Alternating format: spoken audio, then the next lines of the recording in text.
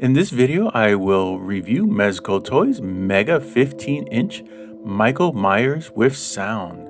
This figure is based on the Halloween Part 2 movie that came out in 1981.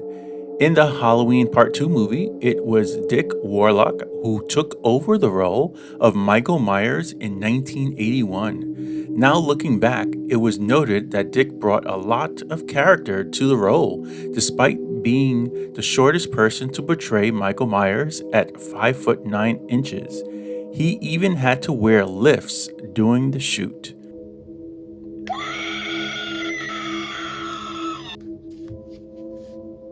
He came back. Michael?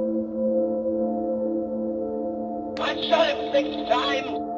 Oh my God. The police have cordoned off the entire area at Haddonfield.